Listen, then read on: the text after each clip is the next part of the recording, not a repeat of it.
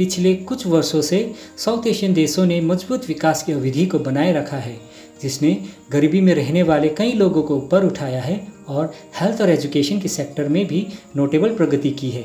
In fact world bank की report है कि ईयर 2013 और 2016 के बीच साउथ एशियन देशों में विकास दर 6.2% से बढ़कर 7.5% हो गई, जबकि अन्य विकासशील देशों की विकास दर सपाट रही और कईयों का नेगेटिव भी चली गई। आने वाले वर्षों में वर्ल्ड बैंक को उम्मीद है कि साउथ एशिया के देश इस विकास पथ को जारी रखेंगे, जो कि 2020 में 6.3% और 2021 में 6.7% रहने की अनुमान है। सो हेलो दोस्तों, माय नेम इज़ राजीव और आज इस वीडियो में हम लोग बात करेंगे साउथ एशियन देशों के बारे में and we will also discuss its importance and how South Asian countries are or can be the new emerging economics. तो चलिए वीडियो को शुरू करते हैं।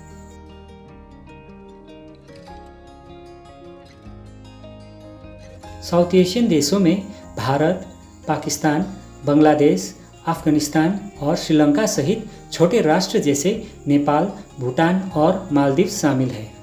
इनमें से कई अर्थव्यवस्थाओं के पास अंतर्राष्ट्रीय निर्यात से राजस्व का काफ़ी हिस्सा है और वहीं घरेलू मांग निकट भविष्य में विकास के लिए प्राथमिक चालक होने की उम्मीद है और घरेलू बाजार इन अर्थव्यवस्थाओं को बाहरी कमजोरी और वैश्विक वित्तीय उथल पुथल के प्रति कम संवेदनशील बनाती है।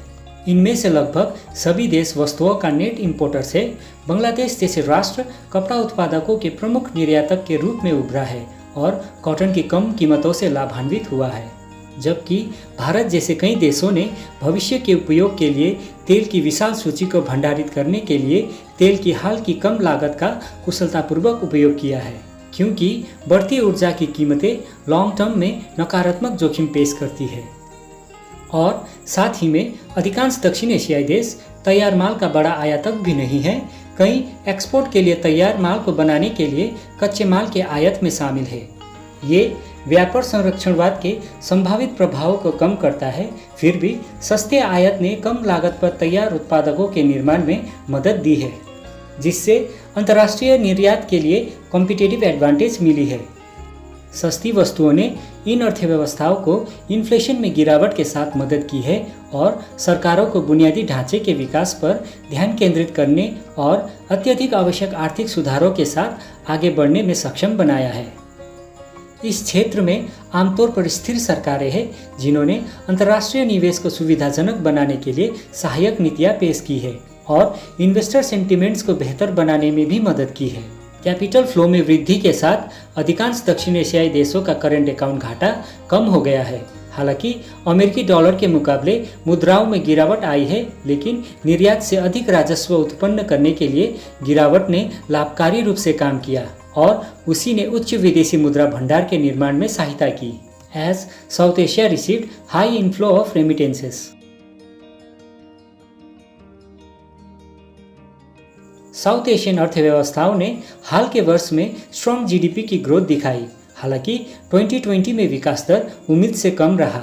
अधिकांश दक्षिण एशियाई देशों के लिए जोखिम प्रोफाइल कम होने का आकलन किया गया है, क्योंकि वे इंपोर्ट्स कर रहे हैं, जिसकी वृद्धि घरेलू मांग से प्रेरित होने का अनुमान है। जोखिम मुख्य रूप से डोमेस्टिक फैक्टर्स पर निर्भर रहता है और इसे व्यक्तिगत स्तर पर टाइमली मैनर तरीके से कम किया जा सकता है।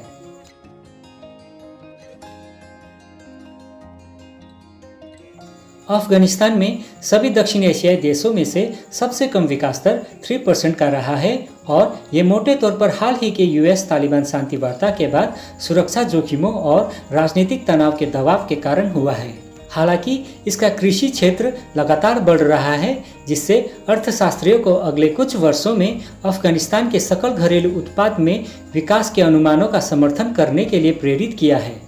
इसके अलावा $100 मिलियन की नई सरकारी परियोजना, जो गरीब और ग्रामीण महिलाओं की आर्थिक सशक्तिकरण को बढ़ावा देने का प्रयास कर रही है।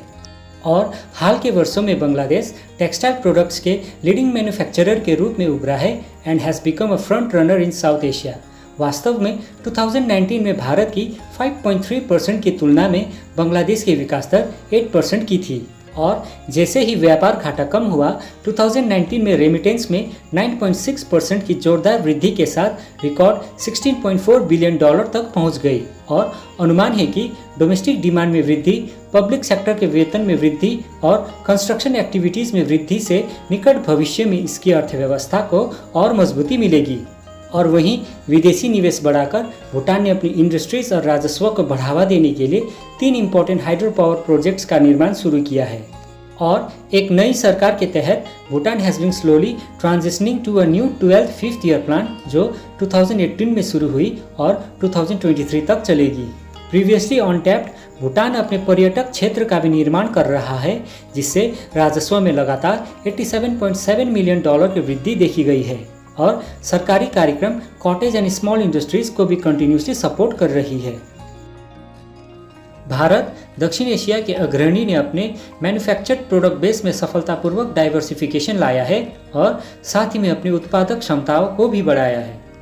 हालांकि हाल के वर्षों में खाद्य उद्योग में इन्फ्लेशन, तेल की कीमतों में गिरावट और धीमी अर्थव्यवस्था के कारण भारत की जीडीपी ग्रोथ कमजोर हो गई है। वहीं भारत का एफडीआई को लिबरलाइज करने के साथ ही इसने विदेशी इन्वेस्टमेंट को आकर्षित करने में सफल रहा है, जैसे कि डिफेंस सेक्टर्स में, रियल एस्टेट सेक्टर्स में, रेलवे सेक्टर और इंश्योरेंस जैसे अन्य प्रमुख क्षेत्रों में। इसके अलावा भारत में सब्सिडी की एक आक्रामक कटौती ने विकास की ज़रूरतों के लिए धन जारी किया है और पब्लिक प्राइवेट पार्टनरशिप के तहत रिन्यूएबल एनर्जी में वृद्धि भी विकास की गति को सहायता कर रही है। उसी तरह मेक इन इंडिया अभियान ने लोकल मैन्युफैक्चरर का समर्थन करना शुरू कर दिया है और विभिन्न इंडस्ट्रीज और सर्विस सेक्टर्स को भारत में मैन्युफैक्चरिंग फैसिलिटीज स्थापित करने के लिए बहुराष्ट्रीय निगमों और यहाँ तक कि राष्ट्रों को भी आकर्षित किया है। UK based think tank the centres for economic business and research CEBR के एक अध्ययन से पता चलता है कि भारत 2030 के बाद दुनिया की तीसरी सबसे बड़ी अर्थव्यवस्था बन सकता है और ब्राज़ील के साथ मिलकर ये अगले 15 साल में फ्रांस और इटली को G8 ग्रुप से बाहर कर सकता है। मालदीव का gross domestic product also GDP की ग्रोथ स्ट्रॉन्ग टूरिज्म से प्रेरित है, विशेष रूप से यूरोप, चीन और भारत के पर्यटकों से।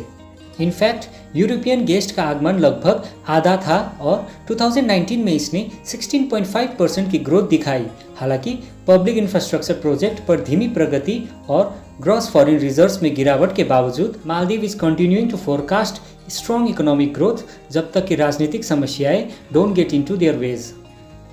वहीं नेपाल भी एक सरप्राइजिंग लीडर रहा है और हाल के वर्षों में कृषि में एक्सपेक्टेशन से अधिक, विशेष रूप से चावल के उत्पादन में स्ट्रॉन्ग ग्रोथ दिखाया है। In Nepal the industries continues to advance with increased electricity production. उपभोक्ताओं की मजबूत मांग के साथ साथ नेपाल में 2015 के विनाशकारी भूकंप से हुए नुकसान की भरपाई करने के प्रयासों के साथ आगे बढ़ रहा है।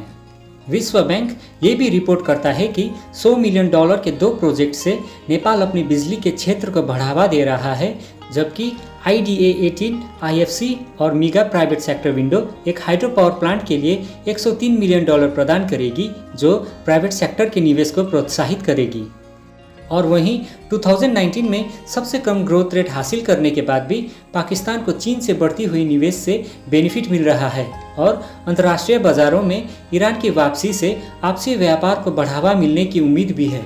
इसके अतिरिक्त China Pakistan economic corridor also called CPEC Pakistan से चीन तक सड़कें, रेलवे, तेल और गैस पाइपलाइनों का 3000 किलोमीटर का नेटवर्क 2030 तक पाकिस्तानी अर्थव्यवस्था को मजबूत करने की उम्मीद है, जबकि पाकिस्तान की ग्रोथ रेट 2019 के अंत तक अनुमान से कम निकला। वहीं स्टेबलाइजेशन और स्ट्रक्चरल रिफॉर्म सुधार के उद्देश्य से इंटरनेशनल मॉनिटरी फंड के संयोजक में 3 साल का कार्यक्रम मैक्रो इकोनॉमिक्स मुद्दों को संबोधित करने का वादा कर रहा है। उसी तरह श्रीलंका में 2019 के पहली तिमाही में लगभग 3.7% की धीमी और स्थिर ग्रोथ हुई थी, जो ज़्यादातर सर्विसेज, कृषि और कंस्ट्रक्शन सेक्टर में वृद्धि के कारण थी। अधिकतर श्रीलंका के सेंट्रल बैंक ने अपने निजी क्षेत्र को बढ़ावा देने के लिए कम विकास की अवधि के बाद नीतिगत सुधारों में हस्तक्षेप किया और हाल ही के वर्षों में चीन ने श्रीलंका में अपने बंदरगाह और लॉजिस्टिक कंस्ट्रक्शन में भी वृद्धि की है, जबकि एक बार सोचा गया था कि श्रीलंका में टूरिज्म इंडस्ट्री का विस्तार जारी रहेगा, पर 2019 के अप्रैल में हुई आतंकी बम विस्फोट ने सब कुछ बदल दिया।